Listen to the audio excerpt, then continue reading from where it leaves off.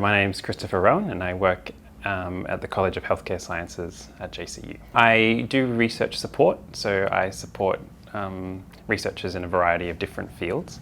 However, my personal interest is health economics. It's a relatively new discipline of economics, but it's gaining a lot more, exposure, particularly as the cost of healthcare is becoming a much more significant issue. Normally now, alongside trials, clinical trials for vaccines, you would have a health economist doing an economic evaluation to actually determine if it's cost effective for it to be, for example, subsidised through the PBS. The project is called The Extent, Cause and Healthcare Costs of Non-Fatal Deliberate Self-Harm.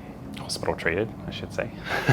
And the project came about from when I first started working at JCU. I was involved in an injury project in the Cape. And one of the significant points to come out of that research was alarmingly high rates of self-harm. And so that was through primary healthcare records.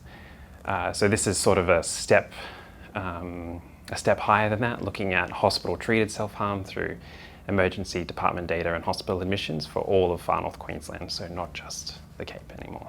So what we're hoping to do is have a substantial epidemiological data set to sort of describe the incidence of self-harm among different populations, so gender, age, ethnicity, those sorts of things, and then also look at the predictive factors for those particular rates, if there's particular demographic or clinical characteristics that potentially result in a higher incidence of self-harm. To an extent, some of that information is published now through national databases.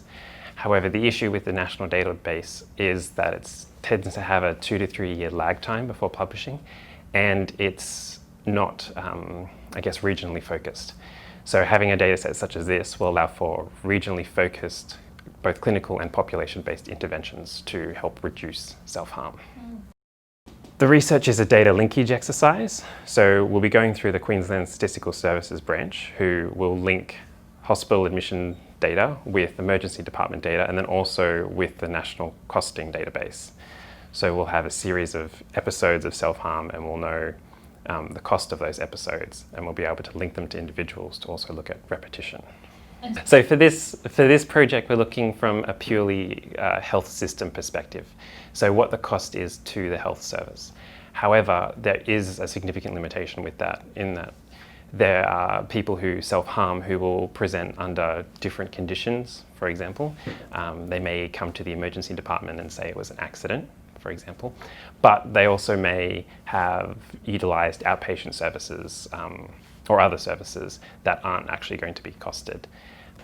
One of the difficulties in looking at self-harm in general is that it's very, very hard to sort of determine what the costs are, and they are often underreported quite significantly. But also, like many people, we all know someone who has suffered from some form of mental illness, or who has self-harmed, or know someone who has died by suicide.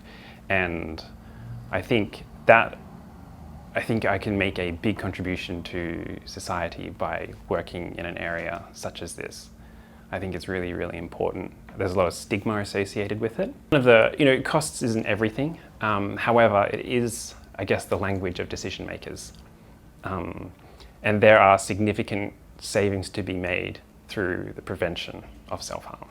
So I'm hoping that, from this data set we'll have, a good argument from not just a epidemiological standpoint, but from an economic standpoint that, more resources should be focused towards preventing these sorts of events from happening. This is the first grant that I've received as a primary investigator. So I'm really, really happy about that. It's really exciting in that regard, and I'm going to do everything that I can with it to, maximize the output and the impact that the research will have.